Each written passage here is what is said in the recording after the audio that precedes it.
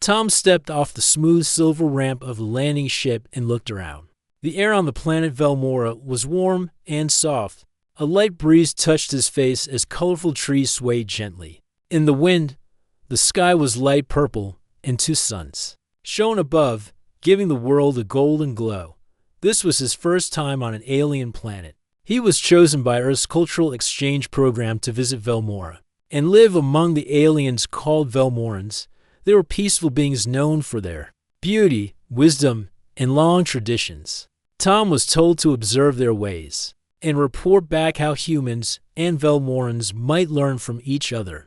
Waiting at the landing station was a tall woman with pale skin that shimmered softly in the sunlight. Her eyes were bright silver, and her long hair flowed like water. She wore a robe with golden threads, and a group of others stood behind her in silence. "You must be Tom," she said in a calm voice. "Welcome to Velmora. I'm Mira." Tom gave a small smile and nodded. "Yes, I'm Tom. It's an honor to be here." Mira studied him for a moment, then turned and said, "Come. The royal palace is not far. You will be living among the nobles, and there are many things you must learn." Tom followed her through the streets of the capital city. The buildings were tall and graceful, made of white stone that caught the sunlight. Flowers bloomed everywhere, and Velmorans moved quietly, speaking little but smiling kindly at each other as they walked. Tom noticed something. Everyone was polite, but their eyes were serious. There was a calmness in the city, but also something else, something unspoken. At the palace, he was shown to his room. It was large and beautiful, with soft lights, a wide bed, and a window that looked over a garden with glowing blue trees. A small table held fruits he didn't recognize. Mira stood by the door and spoke again. "There is something important you must know," she said. "In 4 days, a ceremony will take place. It is called the Renewal of Spirit. It is very old and very sacred." Tom sat down on the edge of the bed. "What kind of ceremony is it?" Mira looked away for a second, then met his eyes. "It is a tradition for noble daughters to show they are ready for adulthood. They stand before the guests in their true form, with no coverings. It shows purity and trust." Tom felt surprised but didn't speak. He didn't want to say anything wrong. "You will be there," Mira said softly. "It is the law for all guests of the court." Tom nodded slowly. "I understand. I will do what's respectful." Mira gave a small bow and left the room. When the door closed, Tom sat still for a long time.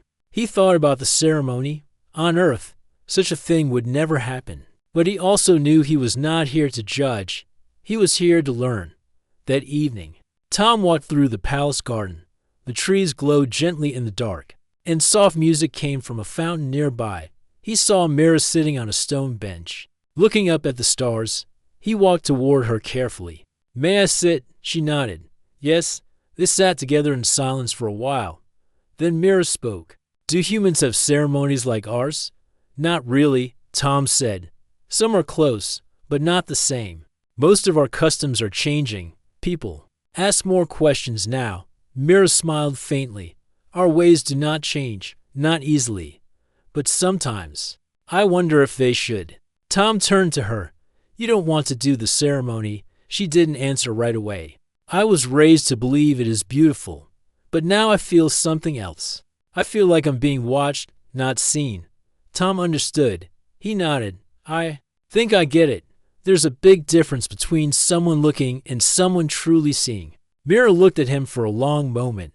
"You are different from others who came before." "Maybe I'm just slower to speak," he said with a smile. She laughed quietly. "That might be a good thing." Over the next few days, Tom learned more about Velmoran life. He met the royal advisors, watched daily rituals, and saw how much the people respected nature and peace. But behind everything was talk of the coming ceremony. Many spoke of it with pride, some with nerves. On the morning of the 4th day, the palace was full of movement. Workers set up lights, hung soft banners, and arranged seats in the Hall of Light.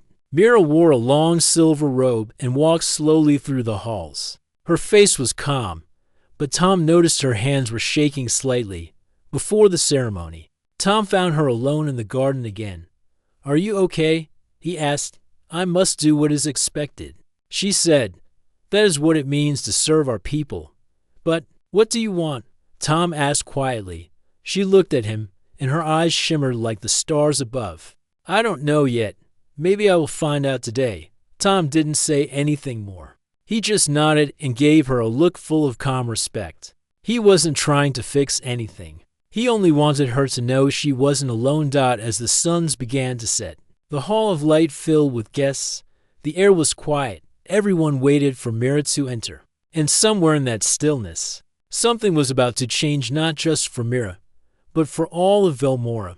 The hall of light was quiet, filled with soft music and the warm golden light of hanging crystals. Everyone sat in silence, waiting for the sacred moment.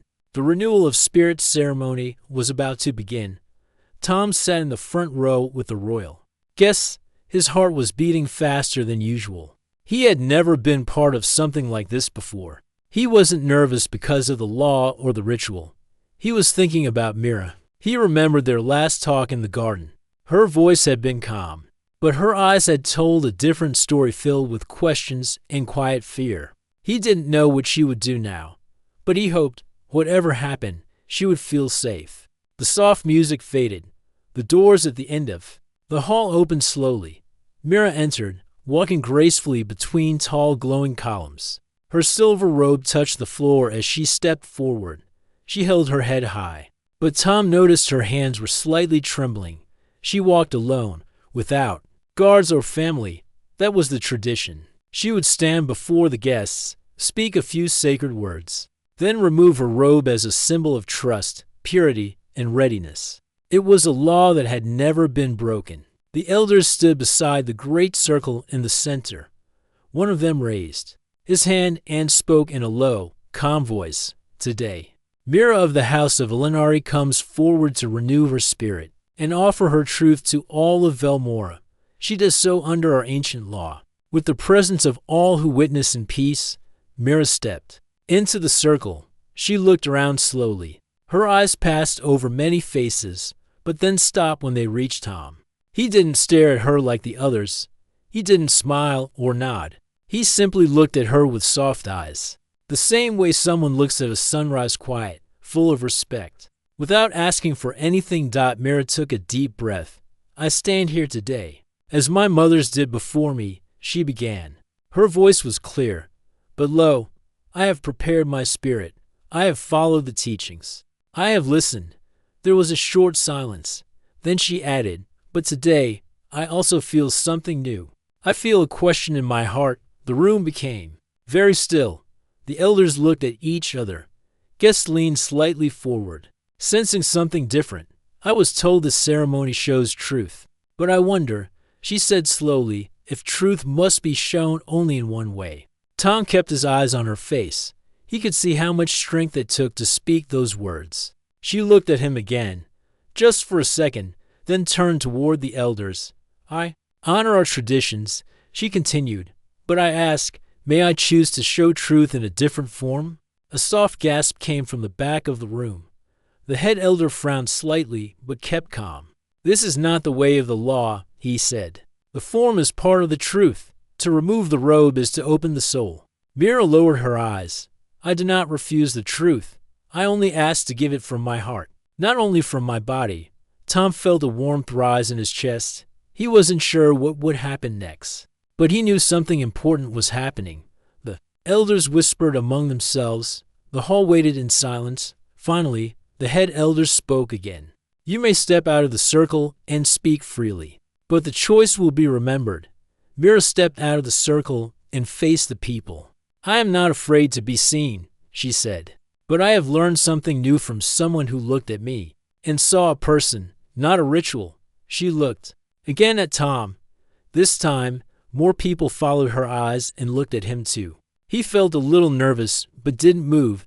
"This guest from Earth," Mira said, "looked at me with no demand, no judgment. He showed me that being seen with kindness is more powerful than being seen by law." The hall remained still. Nobody spoke.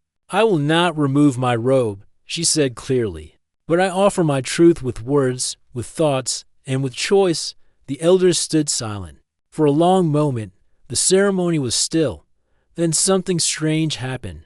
One of the elder women, with silver hair and calm eyes, stepped forward. She looked at Mira, then at the guests. Perhaps, she said softly, this is also a form of renewal. The guests began whispering. Some looked surprised, others thoughtful. The elder woman gave a small nod. Let it be known, she said, that truth may wear many faces. Mira stood still. Her eyes were full, but no tears fell. She had broken a rule, but not to hurt anyone, only to speak what was true in her heart. Tom stood slowly, though no one had asked him to. He bowed gently toward Mira. A quiet message passed. Between them, one of peace, of understanding, of quiet respect. That night, the palace halls were filled with quiet talk. Some called Mira brave. Others said the tradition had been disrespected. But many agreed something had shifted. Mira sat once again in the garden. Tom joined her. You did it, he said. I don't know what I did, she replied. You showed them what truth looks like, Tom said with a smile. You gave something real. Mira smiled, her shoulders lighter now. I wasn't sure anyone would listen. They listened, Tom said. Even in silence, they heard. The two sat in peace under the soft purple sky. The stars twinkled. Above, and somewhere deep inside the old palace, the walls began to remember a new kind of truth, one that didn't need to be uncovered, only understood. The next morning, the palace was quiet. The usual cheerful greetings were missing. People walked slowly, whispering in small groups. The ceremony from the night before had left everyone confused. Thoughtful and curious, in her private room, Mira sat near her window, looking at the garden. The trees were still, and the sun's light was soft. She thought about what she had done. She had not followed the tradition. She had stepped out of the sacred circle, but she had also spoken from her heart. Now she didn't know what would happen next. There was a soft knock at the door. Mira turned. Come in. Tom entered, holding a small fruit bowl. I brought these for you, he said with a smile. I don't know their names, but they taste good. Mira smiled back, just a little. Thank you. He placed the bowl on a small table and sat across from her. Are you all right? He asked gently. I don't know, Mira said. Some people say I broke the law. Others say I opened a door. Tom nodded. You didn't hurt anyone. You just did something new. She looked at him. New is not always welcome here. They both sat in silence for a moment. The wind moved the curtains. Outside, a bird with bright blue feathers flew past the window. Tom leaned forward. Can I ask you something? Yes, Mira said. When you were in the circle, and you looked at me, what did you feel? Mira didn't answer right away. She thought about his eyes, the way he didn't stare, the way he looked calm and kind. She remembered how her hands had stopped shaking when she saw him. I felt safe, she said finally. I didn't feel like I was being tested. I just felt seen. Tom nodded slowly. That means a lot to me. Later that day, the royal council met. The elders sat in a round chamber made of stone and light. The head elder, Master Alan, spoke first. The ceremony was not completed, he said. This has never happened before. Elder Dina, the woman who had supported Mira's choice, replied. The spirit of the ceremony was honored. She gave her truth in a different way. Some elders agreed. Others didn't. A few said Mira must be punished. One even said the tradition should be repeated the proper way. But Elder Dina stood again. Times change, she said. Truth must remain. Yes, but the way we show truth must that never change. The council argued for ours. Finally, they decided to wait. They would watch how the people responded before making any decision. Meanwhile, in the city below the palace, people were talking. Young Velmorn spoke with excitement. Some said Mira had shown courage. Others didn't know what to think. But no one could deny something powerful had happened. One young girl, named Ellen, told her mother, I want to be like Mira one day. I want to speak with truth. Mira didn't know about all the talk. She stayed in her room most of the day. But in the evening, she stepped outside and walked to the garden. She needed to feel the open air and hear the soft sounds of nature. Tom was already there. Sitting near the fountain, you found my thinking spot, he said with a small laugh. It's ours now, Mira said with a gentle smile. They sat together quietly. The stars were beginning to appear in the sky. Mira looked up. Do your people ever follow old traditions? She asked. Some do, Tom replied. But many traditions on Earth have changed. People ask more questions now. Sometimes they keep the old ways. Sometimes they build new ones. Mira sighed. I never thought I would be the one to question our ways. I think, Tom said, that asking questions is not wrong. It means you care. Mira looked at him, surprised. That's a new way to see it. He smiled. You're not trying to break anything. You're trying to understand. That night, Mira slept better than before. Her mind was still full, but her heart felt a little lighter. The next morning, something unexpected happened. A group of young noblewomen came to see her. They stood outside her room, waiting quietly. Mira opened the door. Yes, one of them, named Tilla, stepped forward. We want to thank you, she said. You gave us something new to think about. Mira blinked. Me. Tilla nodded. We have always been afraid of the ceremony. We never thought we could choose. But now, maybe we can. Mira didn't know what to say. She felt surprised and hopeful. After they left, Tom came to see her again. You started something. He said, I didn't plan to, Mira said softly. But you did, Tom replied. You gave others the courage to speak, even if it's only a little. They walked through the garden again. This time, Mira wasn't hiding. She smiled at the palace workers they passed, some bowed with new respect. Tom looked at her. You're not alone anymore. Mira nodded. I know. As the sun set once more over the purple hills of Velmora, Mira stood at the edge of the garden, feeling the wind on her face. She had made a choice that changed the ceremony forever. She had not followed the law as written, but she had followed something deeper, her own truth, and because of that, others were starting to open their eyes to asterisk. Chak said, title, Alien Law demanded. She undressed, but his gentle gaze changed everything. Part 4. Questioning the old ways, simple basic English, third-person style, around 1,000 plus words. No violated or offensive content. 2 days passed after the unexpected ceremony. The palace was still busy, but something had changed. The people were not just talking about Mira's choice, they were thinking about it. Some were confused, others were inspired. A quiet wave of new thoughts had started across Velmora. Inside her room, Mira sat with a soft book made of crystal sheets. It held the stories of past noblewomen, all of whom had followed the same ceremony. Each page showed the same pattern: obedience, silence, tradition. Tom entered the room with 2 warm cups of herbal drink. You're reading again, he said with a smile. Mira looked up. Yes, I wanted to see how many before me ever asked questions. And he asked, handing her a cup. None, she said. Or if they did, their voices were not written down. Tom sat beside her. Maybe you'll be the first to fill a new page. Mira smiled gently. Maybe. They sat together quietly for a moment. Then Mira asked, Tom, can I ask you something? Of course. Why did you look away during the ceremony? No one else did. Tom didn't speak right away. He thought about his answer. I looked away, he said slowly, because I wanted to give you space. I knew everyone else was watching. I thought maybe you needed someone who wasn't. Mira looked down.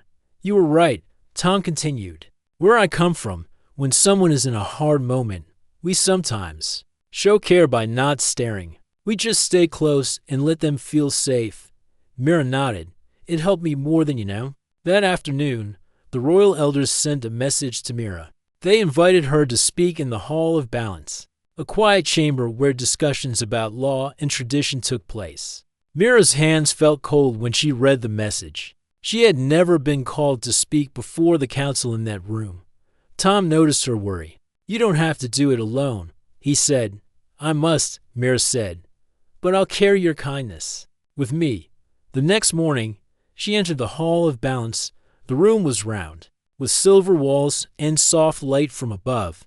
The elders sat in a circle, each in long robes. Elder Dina, the only one who had supported her during the ceremony, gave a small nod of welcome. The head elder, Master Alan, spoke first, Mira of the House of Ilinari. You have broken the path of tradition. We ask you to explain your choice. Mira stood tall but calm. Her voice was steady. I did not mean to break, she said. I meant to ask. I meant to speak. Some elders whispered. Master Alan raised a hand to quiet them. Our customs are old, he said. They bring peace and order. Why question them now? Mira looked around the room. Because the world is changing. Because the people are changing. And because truth should be alive, not only remembered. Elder Dina smiled gently at her words. Mira continued, I do not speak against tradition. I speak for understanding. We say the ceremony is about truth. Then let us make space for truth to be chosen, not forced. One of the elders, a quiet man named Roland, leaned forward. Do you suggest every noblewoman may decide her own path? Mira replied, I suggest we guide them, but we do not silence them. There was silence in the room. The council had never heard such words from someone so young. Master Alan finally said, We will consider your words. You may go. Mira bowed respectfully and left the chamber. Her heart was pounding, but she had said everything clearly. Outside, Tom was waiting near the hallway. How did it go? He asked. I don't know, Mira said. But I spoke with truth. They walked through the garden again. The blue trees shimmered softly in the breeze. You've done more.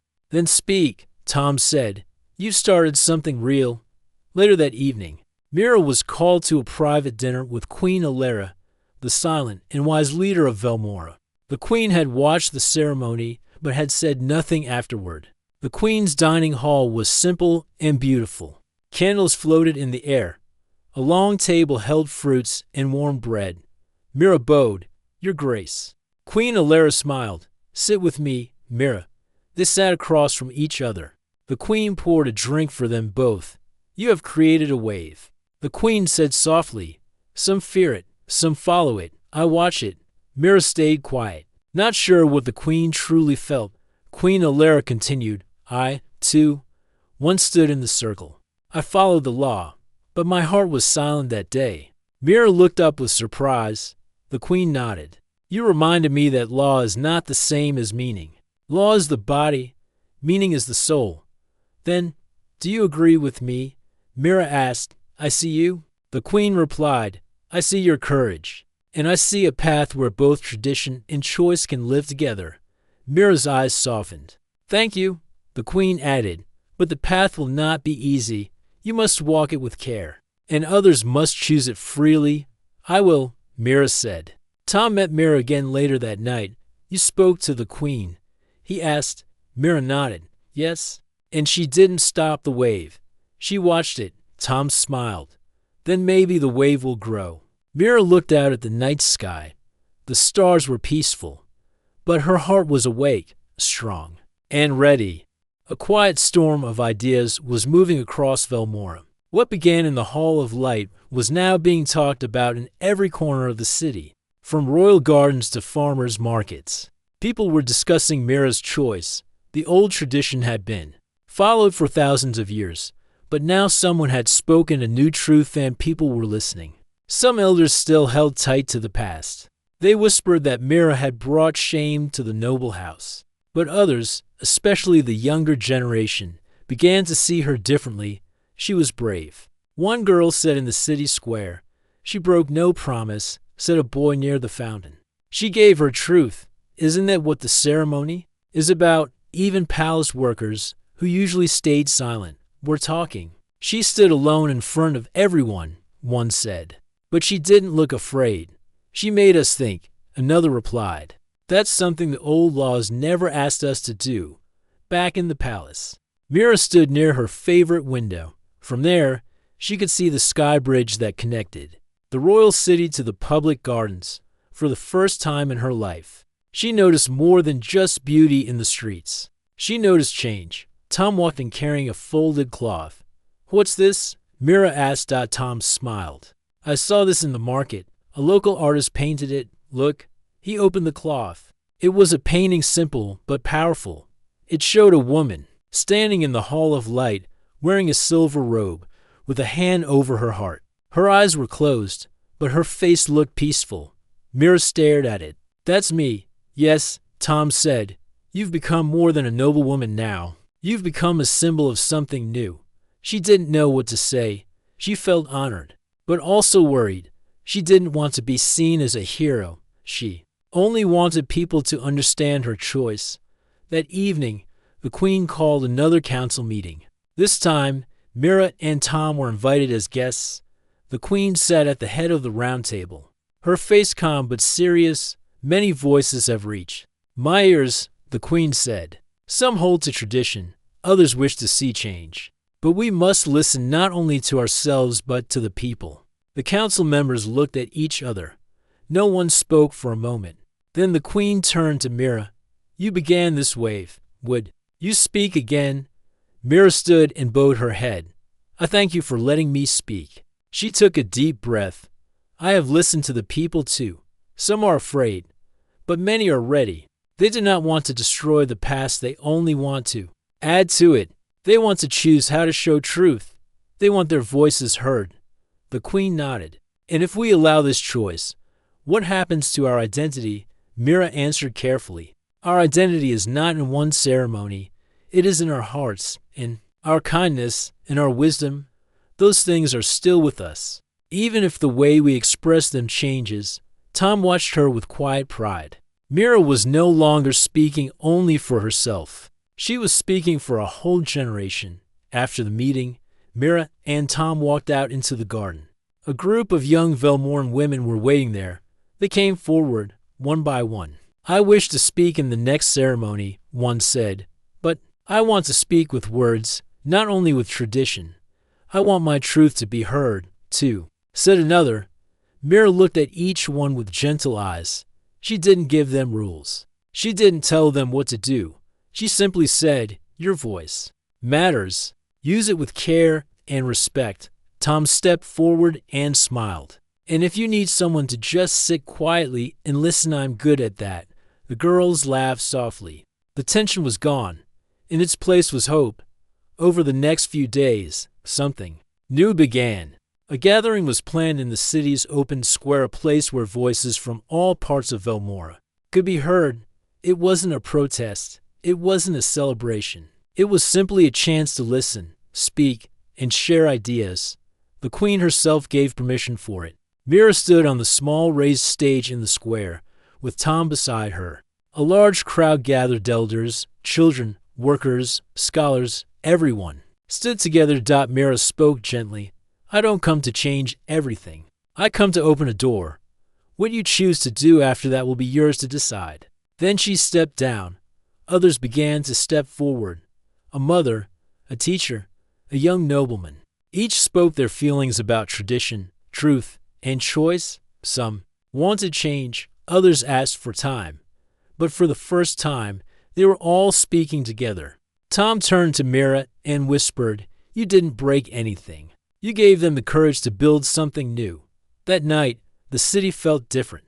Lights stayed on longer. People stayed outside, talking under the stars. For the first time, Velmora didn't feel like it was locked in the past. It felt like it was learning to walk toward the future step by step. And at the heart of it all was one girl, who stood in the hall of light, made a quiet choice, and looked at the world not with fear, but with hope. A week had passed since the open gathering in the city square. The words spoken there had not been forgotten. They traveled through homes, schools, markets, and even the quiet palace halls. People were no longer just thinking, they were imagining. Something new died in the garden. Mira stood near a tree with soft blue leaves. She held a scroll in her hands. It was an old list of the rules for the renewal of spirit ceremony. Each line felt heavy. Each word had stayed the same for centuries. Tom walked up beside her, holding a small book made by young Velmoran writers. Inside were drawings and short poems inspired by the recent events. He showed one page to her. It had a simple line, "Truth is not in silence. Truth walks with choice."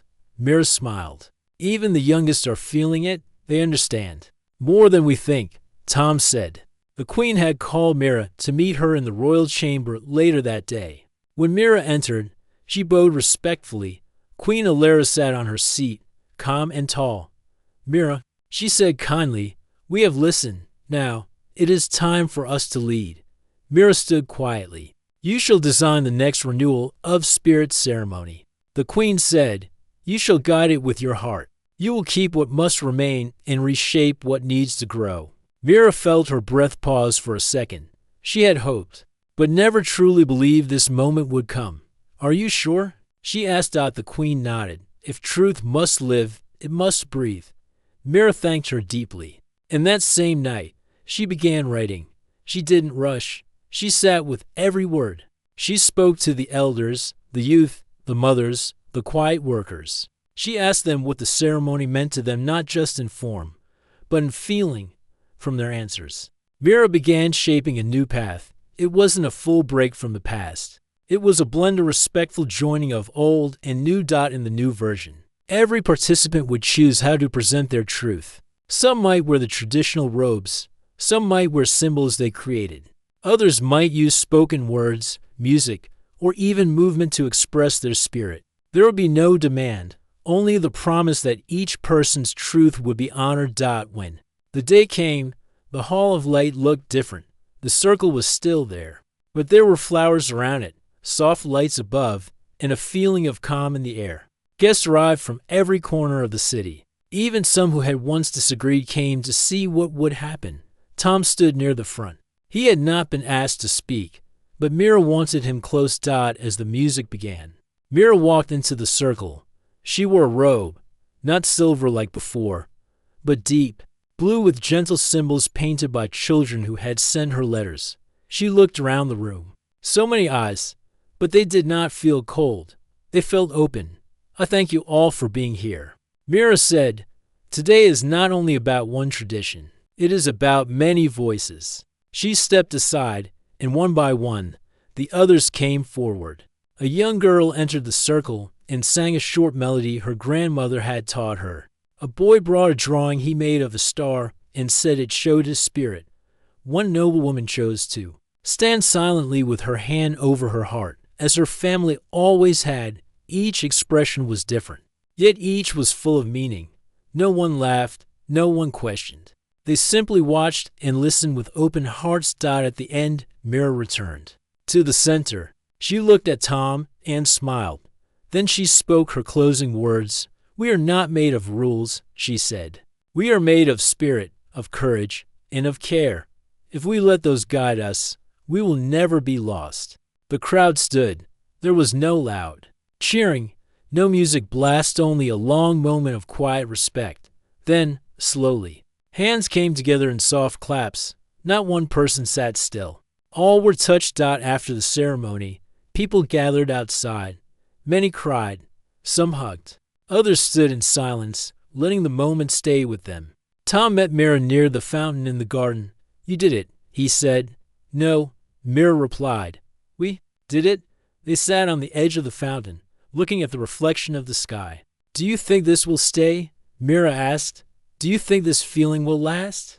Tom thought for a moment. "Maybe not all at once, but you've planted something, and things that are planted with care they grow." Just then, two young girls walked past, holding hands. One of them wore a flower crown, and the other had a small book. They smiled at Mira and waved. Mira waved back, then turned to Tom. "That's the future." He nodded. "And it's brighter because of you." Mira looked up at the stars. Velmora was still the same planet with its glowing trees, its soft winds, its long traditions. But something had changed, something quiet and strong. The renewal of spirit was no longer just a ceremony. It had become a message, one that said, truth could wear many forms, and respect could be given not by force, but by understanding. And it all began with a moment in the Hall of Light when one girl met one gentle gaze and found the strength to speak. Days turned into weeks after the new ceremony. Mira became a name people spoke with soft voices and kind smiles in every corner of Velmora. Changes were happening, not fast, but steady. Some villages changed their small customs, others invited people from far away to share songs, stories, and colors. Schools added new lessons that taught respect for truth, choice, and history. Tom stayed by Mira's side through it all. He helped with the letters she received, helped organize talks, and joined her when she visited different places. They were not leaders by title, but they had become something more, symbols of hope.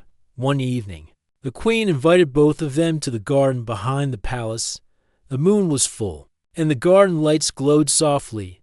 Mira and Tom walked slowly. Side by side, Queen Alara stood near the silver water fountain. She greeted them with a warm smile. "You've both brought something new to this world," she said. "Something many didn't know they needed." Mira nodded respectfully. "It wasn't just me. Everyone helped." The queen looked at Tom. "And you, Earth Man, you reminded us of something simple. Kindness does not need rules. It lives in the eyes, the heart, and the voice." Tom felt shy but thankful. "I didn't know what to expect when I arrived, but I'm glad I came." The queen walked with them to a stone bench. This sat under the moonlight. "I want to share a decision," she said. "The law about undressing during the renewal of spirits, it will be removed completely. It will never be forced again." Mira's eyes widened. Her hands trembled slightly. She had dreamed of this day, but never thought it would come so soon. "Thank you, Your Majesty." Mira whispered. "It is your doing," the queen replied. "You showed us the meaning of true spirit." That night, the announcement was shared across Velmora. People stood in silence as they heard the words. Many clapped, some cried. Others simply placed their hands over their hearts. Tom watched it, all with quiet joy. He had never planned to become part of something so big. But now, he couldn't imagine being anywhere else. A few days later, Mira took Tom to a quiet lake on the far side of the city. It was her favorite place. Trees leaned over the water. The air was always fresh. Small birds sang from branches. They sat on a large flat rock, feet touching the cool water. "Tom," Mira said, "do you ever think about going back to Earth?"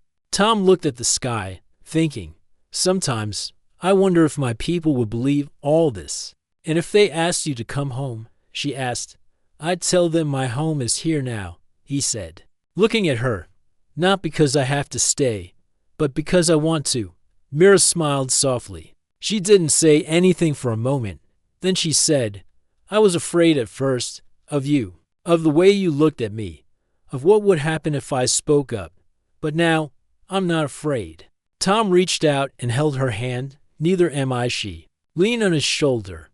The wind passed gently over the lake. Everything felt still and safe. Over the next few months, Mira and Tom continued their work together. They visited young leaders, helped organize art festivals, and encouraged more open sharing between Earth and Velmora. Mira also helped rewrite the teaching scrolls for young students. In one scroll, a new phrase was added in both Velmoran and Earth language. "The spirit of truth is never silent, and the eyes of kindness never harm." People painted it on walls. Children repeated it during lessons. It became a song. It became a way of thinking. One evening, a celebration was held in the same hall of light. But this time, there was no single ceremony. It was a gathering for peace and unity. People wore many kinds of clothes, colorful, simple, traditional, new. They danced, laughed, sang songs in different languages. Mira stood near the front, watching it all with deep joy. Tom walked up beside her. "Looks like the world is learning to smile more," he said. "They're learning to breathe freely," she replied. As the music slowed, the queen stood and gave a short speech. "This is not the end of change," she said. "This is only the beginning. Let us walk into the future not with fear but with trust." She raised her hand and said, "To spirit, to kindness, and to choice." Everyone repeated the words after her. Then Mira was asked to speak. She walked to the center of the circle. "I was once just a student," she said. "Then I became a question. Then I became a voice. And now I stand here not alone but as part of all of you." People clapped softly. "Our laws once made us afraid. But today, we are not ruled by fear. We are guided by understanding." Tom watched her with pride. She didn't speak like a ruler. She spoke like a friend after the event. As stars filled the sky, Mira and Tom walked. Through the city streets, lights glowed in windows, laughter floated in the air. I wonder what comes next, Mira said. Tom smiled. Whatever it is, we'll face it together. She nodded. Together. They stopped near the same place where they first met. The circle stone still lay there, but now it had a new symbol carved into it. To open hands, Mira placed her hand over the carving. Tom did the same. And in that quiet moment, on a world once shaped by rules and silence, to hearts one alien, one human promised something simple. To always listen, to always care, and to always choose kindness.